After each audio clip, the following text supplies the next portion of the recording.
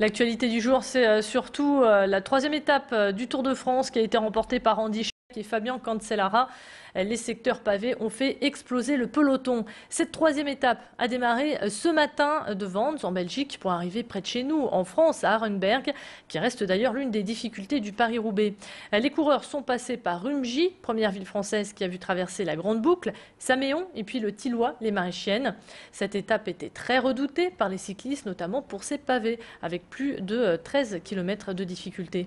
On retrouve Elodie Bernachon qui a suivi pour nous cette étape. Elle s'est rendue aujourd'hui à Arenberg et elle a pu rencontrer quelques fans. Regardez. Nous sommes à quelques kilomètres de l'arrivée, à quelques kilomètres d'Arenberg, dans le village d'Aveluy. À côté de moi, j'ai Geoffrey. Geoffrey, depuis quelle heure vous êtes ici, sur ces pavés? Entre 8h30 et 9h, je suis arrivé ici et franchement, j'ai dit il faut venir de bonne heure parce que avec le monde qui va arriver, l'ambiance, tout ça qui va régner, et là, c'est pas le Paris-Roubaix, donc il faut être là de bonne heure. Et alors justement, est-ce que vous voyez une différence entre le Paris-Roubaix et le Tour de France? Oh, une grande différence, une très grande différence. L'ambiance n'est pas la même.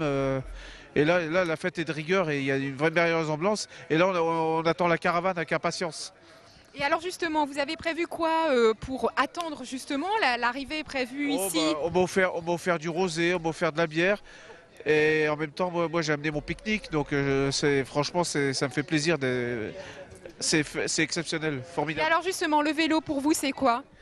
Le vélo, c'est franchement fantastique, c'est du plaisir de pédaler, de voir ces coureurs qui pédalent, qui en veulent, qui se donnent à fond là-dedans.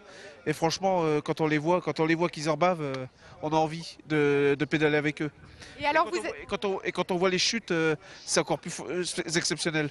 Ah bon, alors vous attendez de la chute là sur ces pavés? Eh ben, je me pose pas la question quand j'ai vu ce qui s'est passé hier avec la belle victoire de Chavanel. Franchement, c'était vraiment, moi j'étais devant ma télé comme un fou. J'ai dit vas-y Sylvain, vas-y mon petit, tu vas gagner, je le sens, je suis avec toi. Et il a gagné, j'étais vraiment hystérique. Et là, j'espère qu'il s'il peut renouveler l'Expo aujourd'hui, ça serait bien parce que sur les pavés, c'est là que ça va jouer ici.